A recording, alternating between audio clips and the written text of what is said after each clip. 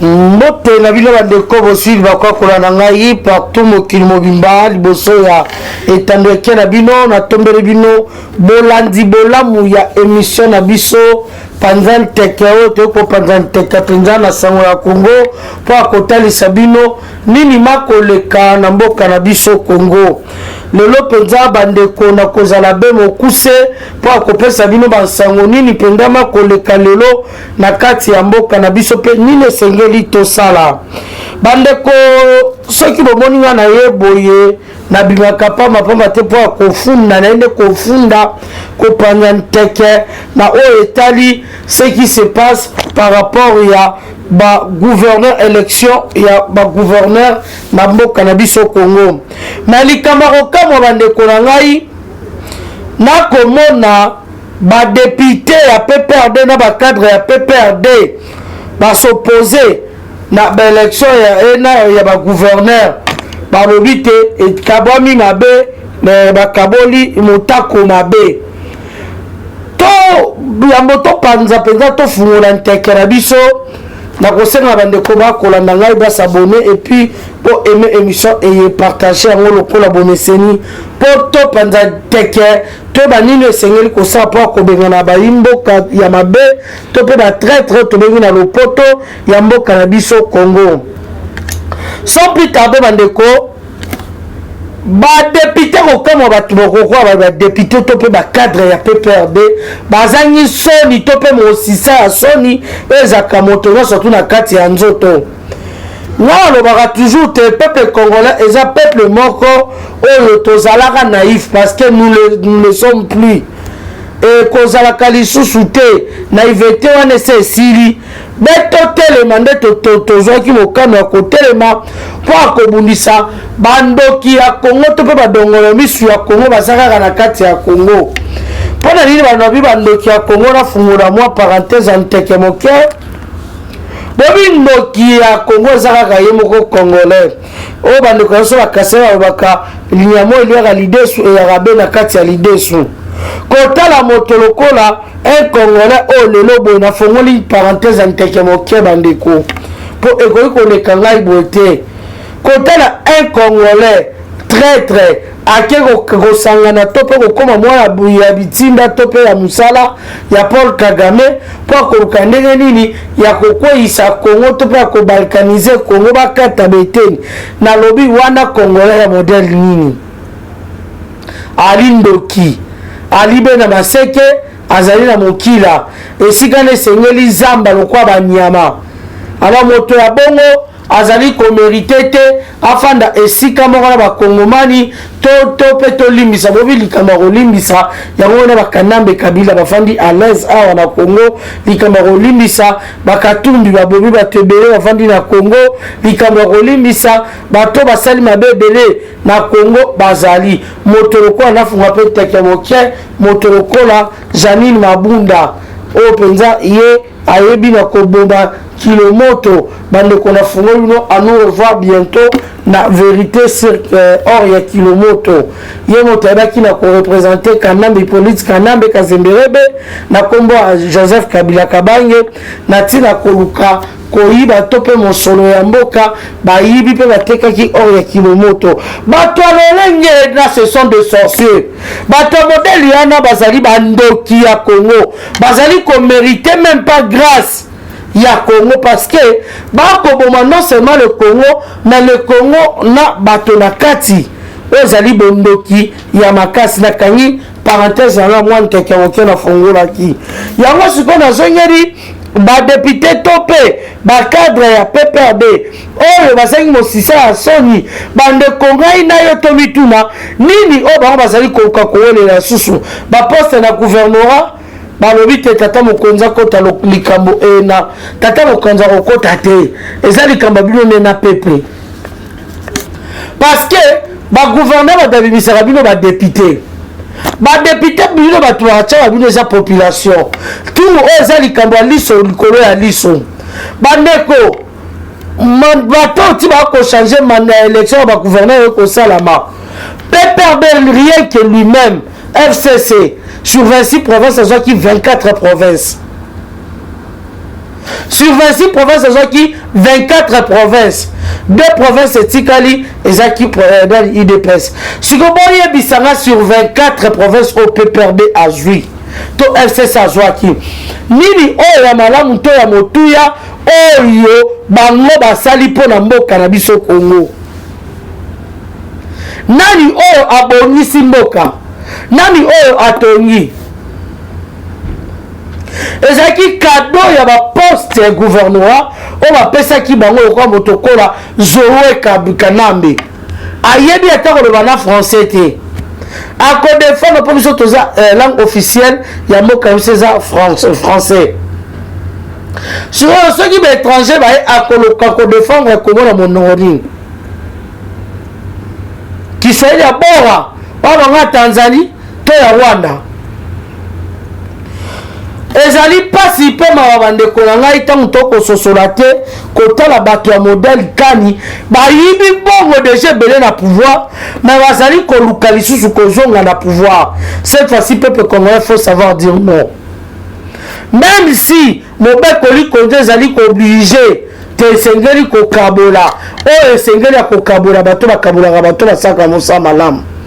Mais bato bazali kosala mosala mabe balobaka même dans le poto on change pas l'équipe qui gagne mais l'équipe oyo ezali kopola ezali komérite te bato na soloka bandoki ya PPRD na bakadre bokosenga susu nini oyo bino bosalaki kosala oyo bosala yango tu ntango bokozala poste boyiba malamu mpo préparer baélection. Il y a 2023, tout liso likola liso. Na ngona koza mokuse bande kona ko tali sabino vigilance liso likola liso. Ceux qui bateau à PPRD, ba kamati ba bongo ebele, ba ko fragiliser parti parce que PPRD après ça a pouvoir na n'importe qui. Donc on appelle ça pouvoir na Kanambe Hippolyte Kanambe Kasemere boko alias tonton Moutoualo Tobengu Joseph Kabila Kanambe. Peuple appelle ça pouvoir à un inconnu. Peuple d'Akabara Mboka, un usurpateur d'identité. Peuple d'Akabara Mboka et pas un étranger qui est venu nous marginaliser, nous tuer, nous torturer. À combien plus forte raison, tous les gens bateau basab inconscient. Nesika ena. Peuple congolais tellement. Fongola miso. Fongola miso. Ce que c'est la même marche pacifique. Ce que c'est même kotambola, le lengenyo surtout pour la batona bakbeya. Topé baba lomba na nzira na biso et c'est ngeli kosala yango parce que bato bazali malamu te. Eza somme peut pas si peu mawa. Le labo koluka bati ya bino ba gouverneur pour bosala nini boteka ba matière première bokamata oto bengi ba carré minier yali pasi pe mawana bino ba kongomani o ozali ko réfléchir te boza ba inconscient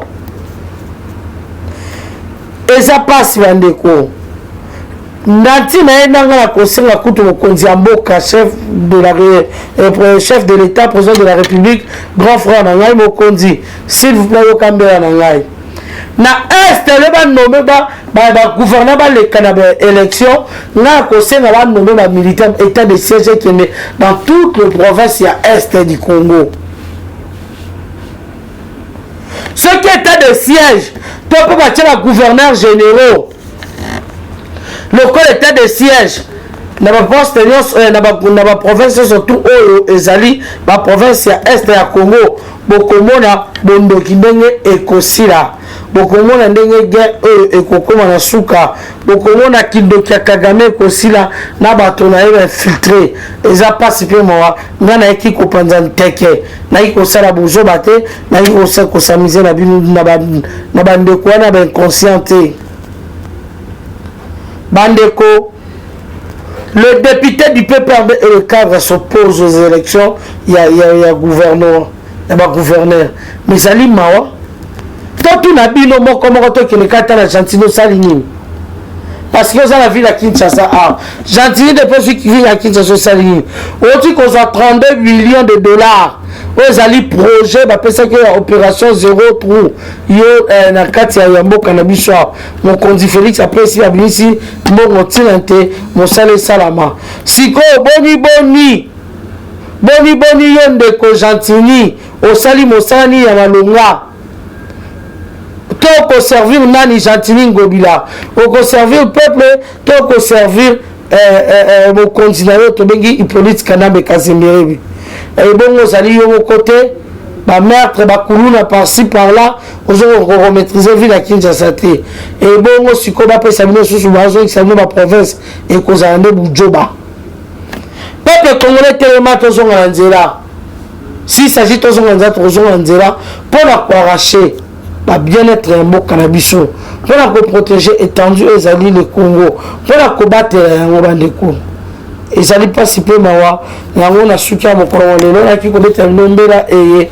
napesi mbote na mama Katika Bedi mama Katika Bedi Musasa na Canada bambote ebele napesi mbote na ngai na mama Odito Mireille na France pourquoi pas na papa na ngai Omer na Canada esiko zali oza tellement ebele grand frère papa Serouti un grand frère papa Serouti yolo na France merci na bino bandeko oyo ozupenzali bakwa kolanda ngai na lokola mon vieux Sugar Freeman esiko zali na tombe bino nyonso to bolandi bolamu à nous revoir à la prochaine bye.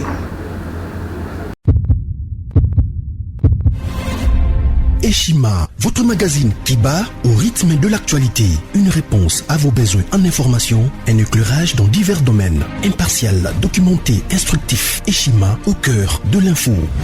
En exclusivité, édition spéciale Inspection Générale des Finances. Jules Alinguete Kay, les shérifs des finances publiques. Jamais dans l'histoire de cette institution, 34 ans durant, l'opinion nationale et internationale n'avait autant parlé de l'IGF. En près d'un an et demi, le shérif des finances publiques, avec le concours de ses différentes brigades, a enchaîné des audits et des contrôles des finances et des biens publics, des enquêtes, inspections, vérifications, contre-vérifications et des surveillances de toutes les opérations financières, tant en recettes qu'en dépenses, du pouvoir central, des provinces et des entités territoriales décentralisées, ainsi que des organismes ou entreprises de toute nature. Et Shima Magazine fait un coup de projecteur sur les actions d'un homme qui a révolutionné un service jusqu'hier inconnu du grand public. Expert comptable agréé, spécialiste en fiscalité et expert en matière d'écoulement des affaires, l'homme qui supervise et coordonne le programme ponctuel des missions de l'IGF connaît tous les rouages des finances publiques.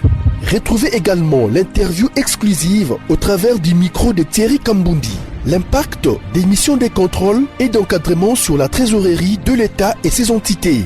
Des témoignages largement concordants et des avis crédibles des mandataires publics et des gouverneurs de province.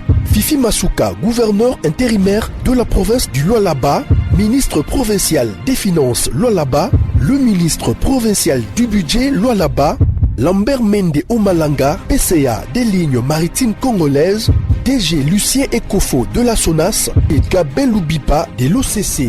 En un an et demi, l'inspecteur général des finances, chef de service Jules Alinguete Kay, s'est investi en tant qu'instrument de contrôle des finances publiques pour implémenter la bonne gouvernance à tous les niveaux des institutions du pays. Focus. Barnabé Mwakadi Mwamba accompagne la vision de Félix Tshisekedi dans la maximisation accrue des recettes. Nation, le nouveau siège de la SENSAP inauguré par le président de la République, accompagné du chef des missions de la Caisse et du ministre de la Fonction publique. Interview de Claude Ibolanki et Colomba, coordonnateur du mécanisme national de suivi de l'accord cadre d'Addis Abeba. Force de patriotes, Honoré Mvula, une montée plus que réaliste en politique. Découverte. De la chronique musicale au journalisme politique, Marius Muunga, une conversion réussie. Retrouvez l'intégralité du magazine Eshima dans les kiosques. Eshima Magazine, un nouveau standard d'information.